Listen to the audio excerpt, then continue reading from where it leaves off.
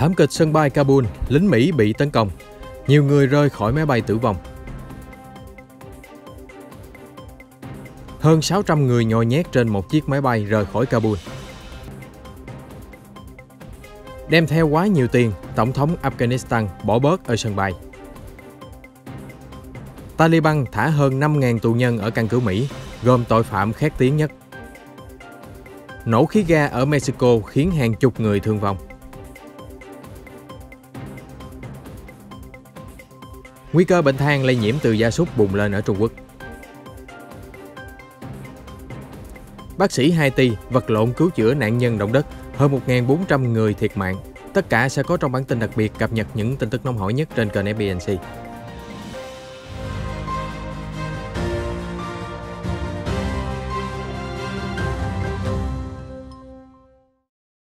Trong ngày đầu tiên Taliban chiếm được Afghanistan, cuộc tháo chạy của hàng ngàn người dẫn đến nhiều thảm kịch thương tâm.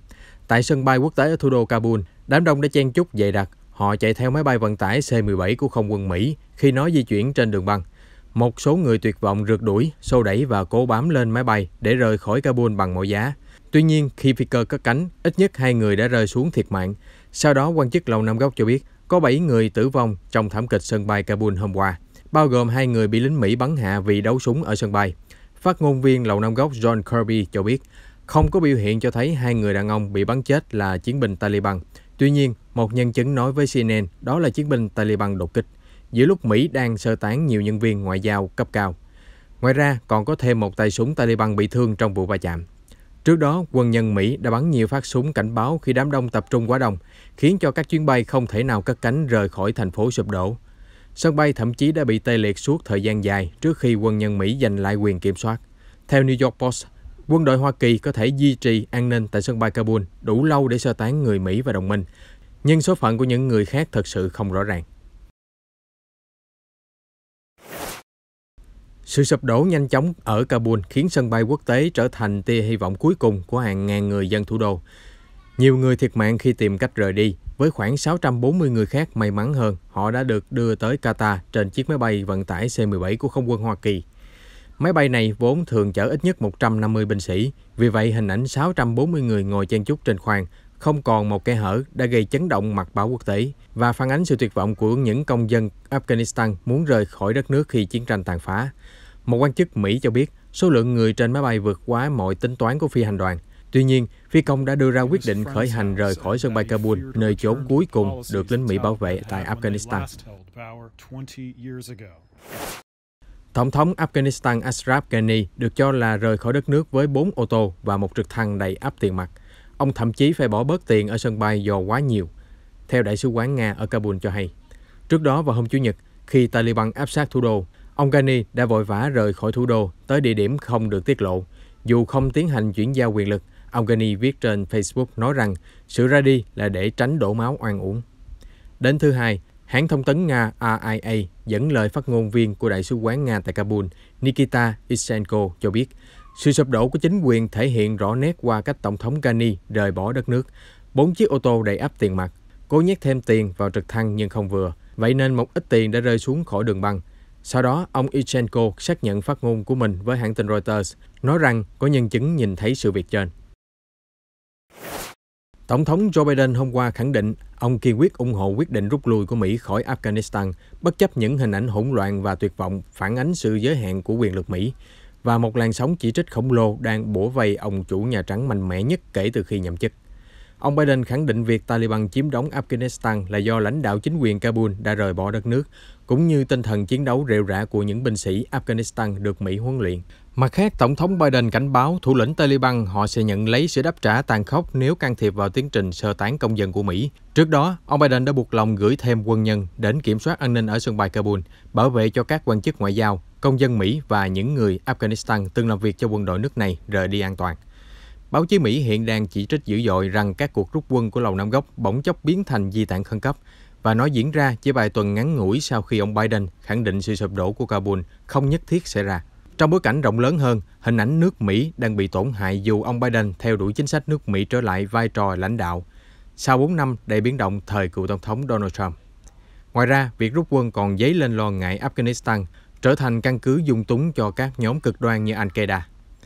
Ông Biden đã bác bỏ những lời chỉ trích khắc nghiệt về chính sách Afghanistan từ các nghị sĩ lưỡng đảng, các cựu chiến binh và nhóm đấu tranh nhân quyền. Ông kiên quyết bảo vệ lập trường của mình về việc chấm dứt một cuộc chiến đã trải dài 20 năm và qua 4 đời tổng thống. Tôi kiên quyết bảo vệ quyết định của mình, ông Biden tuyên bố từ Nhà Trắng.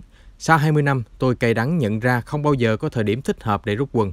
Đó là lý do đến tận bây giờ chúng ta mới rời đi. Ông Biden nói rằng những hình ảnh hỗn loạn tại Kabul thật đau lòng, nhưng cho biết đã không ra lệnh di tản sớm hơn vì Tổng thống Afghanistan Ashraf Ghani không muốn một cuộc đại di dân tập thể. Sau khi chiếm được Kabul, Taliban đã nhanh chóng kiểm soát căn cứ không quân Mỹ Bagram và phóng thích hàng ngàn tù nhân được giam giữ nghiêm ngặt, bao gồm những chiến binh Taliban khét tiếng nhất và một số thủ lĩnh cấp cao Al-Qaeda. Quân đội Mỹ đã giao quyền kiểm soát căn cứ không quân này cho binh lính chính quyền Kabul vào đầu tháng 7, và các binh sĩ đã đầu hàng Taliban vào hôm Chủ nhật vừa qua, không hề có giao tranh. Quan chức Afghanistan ước tính Mỹ để lại khoảng từ 5.000 đến 7.000 tù nhân khi rút quân khỏi căn cứ Bagram. Hồi tháng 6, Thượng nghị sĩ Lindsey Graham đã hỏi Chủ tịch Hội đồng Tham mưu trưởng Liên quân Hoa Kỳ Mark Milley và Bộ trưởng Quốc phòng Lloyd Austin, họ có nghĩ Afghanistan sẽ trở thành nơi dung túng cho chủ nghĩa cực đoan trong vòng 2 năm tới hay không? Tướng Milley đáp ngắn gọn là có. Ông dự đoán các chiến binh cực đoan sẽ khôi phục sức mạnh và tổ chức lực lượng rất nhanh chóng. Một vụ nổ khí ga lớn ở khu dân cư thủ đô Mexico City vào hôm qua 16 tháng 8 đã khiến một người chết và hàng chục người khác bị thương. Lính cứu hỏa và cảnh sát đã sơ tán người dân do nhiều công trình bị hư hại sau vụ nổ. Theo truyền thông địa phương, 22 người bị thương và nạn nhân thiệt mạng là do vết bỏng quá nặng. Giới chức cam kết sẽ hỗ trợ cần thiết cho các gia đình gặp nạn. Văn phòng công tố Mexico City đang làm việc cùng chuyên gia để tìm hiểu về nguồn rò rỉ khí ga gây nên vụ nổ chấn động. Cảnh sát Thái Lan đã dùng vòi rồng và hơi cay để giải tán đám đông biểu tình gần văn phòng Thủ tướng Prayut Chan-o-cha vào hôm qua 16 tháng 8. Đồng thời, các đảng đối lập cũng chỉ trích Thủ tướng mạnh mẽ tại Quốc hội do cách xử lý của ông trước khủng hoảng đại dịch Covid-19. Theo Reuters, hàng trăm người đã tập trung tại tòa nhà chính phủ kêu gọi Thủ tướng từ chức giữa lúc ca nhiễm liên tục tăng với tốc độ tiêm chủng vẫn rất chậm. Cuộc biểu tình bùng nổ khắp thủ đô Bangkok do nhóm chính trị lãnh đạo. Đám đông cáo buộc Thủ tướng và các đồng minh đang cố gắng dùng quân đội để củng cố quyền lực. Ít nhất 9 người ở miền Bắc Trung Quốc có thể đã mắc bệnh than, một bệnh thường xuất hiện trên cả vật nuôi và động vật hoang dã. Cụ thể, đài nhà nước CCTV dẫn nguồn quan chức y tế tỉnh Sơn Tây cho biết hôm Chủ nhật vừa qua, 9 cư dân tại một làng ở huyện Văn Thủy đã nhập viện với triệu chứng bệnh than, bao gồm vết phồng rộp trên tay chân đã bị loét và các hạch bạch huyết bị nhiễm trùng sưng lên. Tất cả bệnh nhân đều hành nghề giết mổ, chăn nuôi hoặc bán thịt bò gia súc. Một bệnh nhân khác cũng có triệu chứng bệnh than, từng điều trị ở tỉnh Liêu Ninh hồi tháng 6. Người này cũng đến từ huyện Văn Thủy. Giới chức Sơn Tây cho biết đã giám sát việc chăn nuôi, giết mổ và kiểm tra môi trường xung quanh để ngăn chặn nguy cơ dịch bệnh bùng phát. Theo Trung tâm Kiểm soát và Phòng ngừa Dịch bệnh Mỹ, bệnh than bắt nguồn từ một loại vi khuẩn được tìm thấy tự nhiên trong đất, thường ảnh hưởng đến động vật nuôi trong nhà và động vật hoang dã khi chúng hít thở hoặc ăn phải bào tử bệnh than trong đất, thực vật hoặc uống nước bị ô nhiễm. Bệnh than có thể gây bệnh nặng cho cả người và động vật. Bệnh này không lây nhưng có thể khiến một người bị nhiễm nếu họ tiếp xúc với động vật hoặc ăn phải các sản phẩm động vật bị nhiễm bào tử bệnh than. Nhiều bác sĩ ở Haiti từ hôm qua đang vật lộn để chữa trị cho nạn nhân vụ động đất tại các bệnh viện dã chiến. Có đến hàng trăm người bị thương, bao gồm người già và trẻ em, khiến nhiều nơi điều trị bị quá tải. Động đất mạnh 7,2 độ xảy ra vào ngày 14 tháng 7 đã khiến cho 1.400 người tử nạn, hàng ngàn ngôi nhà và cao ốc bị hủy hoại. Thảm kịch càng đè nặng áp lực lên người dân Haiti khi họ phải chống chọi với bất ổn an ninh, suy thoái kinh tế, nạn đói và dịch bệnh bủa vây. Thành phố Les Cayes với 100.000 dân, cách thủ đô khoảng 150 km, là nơi chịu thiệt hại nặng nề nhất của động đất. Các bệnh viện địa phương cũng chịu sự tàn phá nặng nề, nhưng y bác sĩ vẫn đang gồng gánh điều trị người bị thương. Nhà thờ, khách sạn và trường học đã biến thành những đống đổ nát. Giới chức cho biết hiện ghi nhận 13.700 công trình bị phá hủy và con số thiệt hại về người và của còn có thể tăng lên. Giữa lúc đó, cơn bão nhiệt đới Grace đang ập đến, gây mưa lớn khiến công tác cứu hộ càng trở nên khó khăn hơn. Iran hôm 16 tháng 8 báo cáo kỷ lục 655 người tử vong vì Covid-19. Đất nước ngày càng đối mặt với đợt cao điểm dịch bệnh do biến chủng Delta. Chính phủ gấp rút tiến hành các biện pháp chống dịch nghiêm ngặt hơn. Hiện Iran ghi nhận tổng cộng gần 4,5 triệu ca mắc Covid-19, bao gồm hơn 41.000 ca nhiễm mới trong vòng 24 giờ qua. Số trường hợp tử vong lên tới hơn 98.000 người. Hiện tất cả các ngành kinh doanh không thiết yếu và lĩnh vực công trên khắp Iran phải đóng cửa cho đến ít nhất ngày 21 tháng 8. Cư dân không được di chuyển giữa các thành phố kể từ ngày 15 đến 27 tháng 8, trừ các phương tiện thiết yếu. Cơ quan y tế Iran cảnh báo số ca tử vong hàng ngày có thể chạm đến 800 nạn nhân trong vòng vài tuần tới, do người dân vẫn không chấp hành nghiêm các biện pháp chống dịch.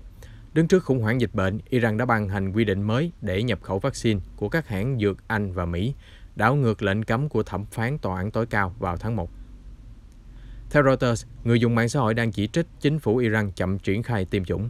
Hiện chỉ có hơn 4% trong tổng dân số 83 triệu người được tiêm phòng đầy đủ. Trong khi đó, giới chức đổ lỗi cho những biện pháp trừng phạt của Mỹ đã kiềm hãm nỗ lực nhập khẩu và phân phối vaccine.